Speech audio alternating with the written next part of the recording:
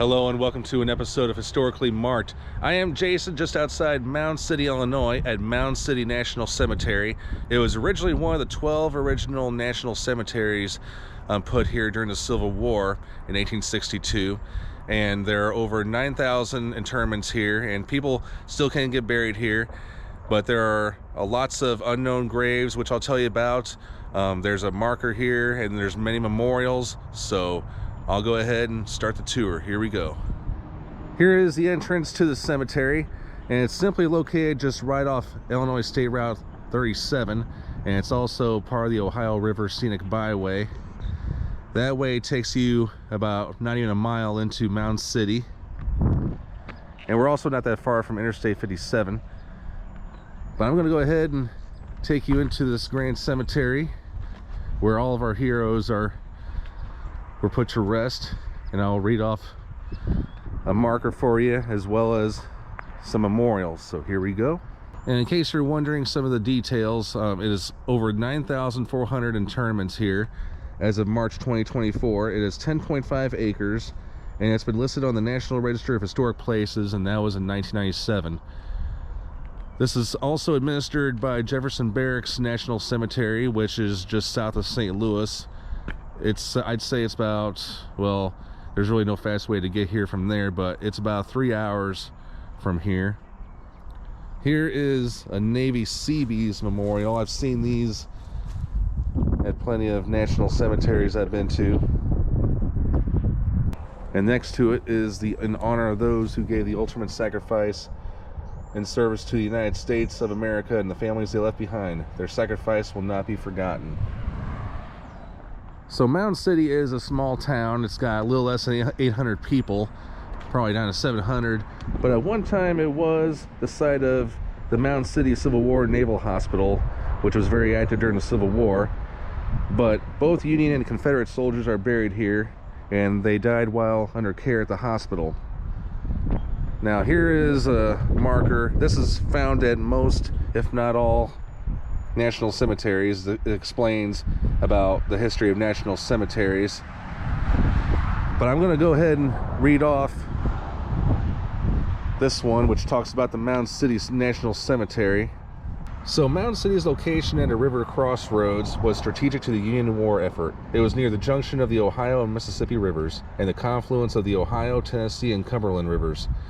The Illinois city was home to the headquarters of the Union Navy's Mississippi Squadron, some 80 vessels of the Brown Water or Inland Navy, 3 ironclad gunboats, the USS Cairo, Cincinnati, and Mound City, were built here.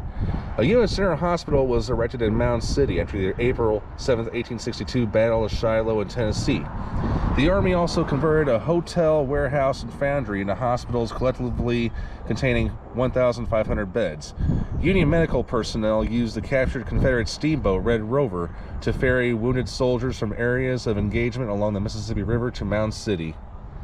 In Mound City town is this historical marker put up by the Illinois State Historical Society in 1961 about the United States Military Hospital. The southern portion of the brick building at the Ohio Levee, 150 yards east of here, was part of a large warehouse which was converted into a military hospital in 1861 and staffed during the Civil War by the Sisters of the Holy Cross. Following the Battle of Shiloh, 2,200 Union and Confederate wounded were patients here. So I believe it was either over here or over there. In 1974, the building, which was still standing, was added to the National Register of Historic Places. However, it has been since demolished back then. And the cemetery was established in 1864. A levee protected the 10-acre tract from high water. By 1871, the cemetery contained nearly 5,000 graves, 1,644 dead from Mound City hospitals, and the remainder from battlefields and Union garrisons in Illinois, Kentucky, and Missouri. More than half the remains were unknown, including 27 Confederate prisoners. The cemetery had a flagstaff and 4 cannon monuments. And over here it talks about the Illinois State Monument, which I'll show you shortly in this video. So this section just from the office is all, mostly, if not all, unknown soldiers. Unfortunately, their names were never recorded and they died unknown, but they did leave this earth as heroes defending the Union. They are all marked with a number. along with Union U.S. soldier. Here's a pathway to the flagpole. And then we're going to check out this tree and see what the plaque says in front of it. This tree dedicated by the Veterans Administration in 1976 to America's Medal of Honor recipients who helped make this bicentennial observance possible by gallantry above and beyond the call of duty. Here's a tree. So I'm going to be approaching the Illinois State Soldiers and Sailors Monument, but before I do that, I'm going to go ahead and visit the gravesite of quote-unquote the most notable or famous person buried here. His name was John B. Turchin, John Basil Turchin. His real name was Ivan Turchinov. It's Russian. He was born in the Russian Empire in 1822. He is the only Russian-born general to serve in the United States Army during the Civil War as a Civil War Union general. So in 1856, he married his wife, who I'll talk about shortly. She is buried with him here. And they came to the United States and worked for the Illinois Central Railroad. By the time the Civil War broke out, he had changed his name to Turchin, joined the Union service, and was commissioned colonel of the 19th Illinois Volunteers in June 1861. After leading his troops in operations in Missouri, Kentucky, and Alabama, he obtained a brigade command in the Army of the Ohio. On May 2nd, 1862, after actions at Athens, Alabama, Colonel Turchin allowed his troops to loot and torch the city. But because of his implications, Major General Don Carlos Buell had Turchin court-martialed for this action and ordered him cashiered. However, President Lincoln had other plans. He was persuaded to override Buell's order, and Turchin was promoted Brigadier General in July 1862. He then went on to serve in the XV-15 Corps at Chickamauga, Chattanooga, and in the Atlanta campaign. Due to poor health, he resigned his commission in October of 1864. After the war, he went to Chicago and worked as an engineer and a patent solicitor. In later years, he lost his sanity and died in an asylum in Anna, Illinois, which is not too far from here. It's about probably, I want to say, 10 or 15 miles north of here. Now his wife, Nadine, who would also be referred to as Madam, is buried next to him here. She is also from Russia. She was the daughter of a higher-ranking Russian military officer. And there is also one factoid about Turchin is there was a song written about him which became very popular during the Civil War. It was called Turchin's Got Your Mule. And I'm just randomly looking at some of these stones. Like this one, interestingly, notes that James H. Groves Jr. was a hospital apprentice, second class, U.S. Naval Reserve. Died in 1943. And right here is the Confederate Soldiers Monument, which was placed here by the United Daughters of the Confederacy, the 7th Confederate Knights, Chapter 2625.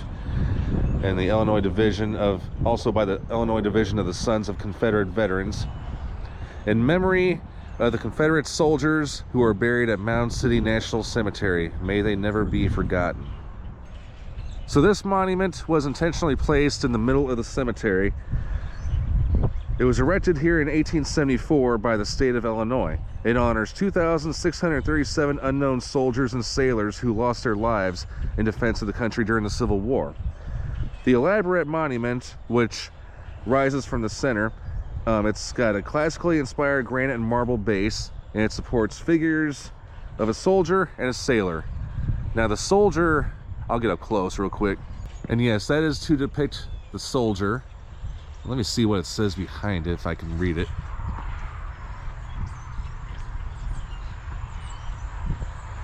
So I can't really read all of it, but it begins with, "We the people of the state of Illinois erect this monument in honor of the," well, pretty much what I just said, the unknown soldiers and sailors who fell defending the Union. So that shaft is about 15 foot tall, and on top of it is a female figure that goes by the name of simply Liberty. So Illinois State Representative Newton B. Casey of Mound City introduced the bill that funded this $25,000 monument. Now, it honors all soldiers and sailors, not just known and unknown, but those, you know, who fought during the Civil War and are buried here. More than 2,000 names representing 20 states in the U.S. Army and Navy are engraved on the base. I'll show you some of those.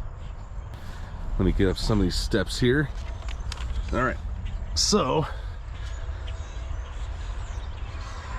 yeah, like these are like this side has all the ones from Illinois, and unfortunately some of these are fading, but that's what happens, you know, through weather and time. And let me get over here real quick.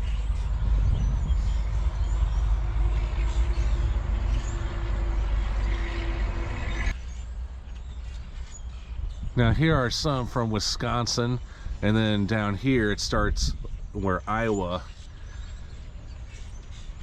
people that fought from Iowa, and then there's Missouri, more from Iowa, Minnesota, Michigan, Kansas, and Nebraska and Alabama. And then you also have New Jersey, Connecticut, Ohio, many other states. As I walk around, okay, there's a description over here. There are buried here 2,637 soldiers and sailors, names unknown, who lost their lives in defense of their country. Their services are here commemorated, although their names are lost from the roll of honor. Now, unbeknownst to some people, there is another section of the cemetery. Now, there is another entrance from the road, which leads you to some more burial plots, and they're all newer than the ones that I just came from, but there is a walkway to get here. There is a outdoor seating area, and it looks to be a sheltered area, but let me go check it out over there real quick. Hang on.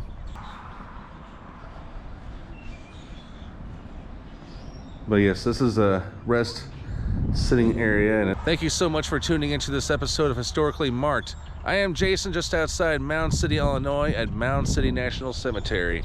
Checking out, it's a very nice cemetery, and all of our heroes are buried here. Be sure to stop here sometime, or any other national cemetery, because of these people that are buried here, we still have our freedoms and all of our rights here in the United States of America. I am Jason, signing off.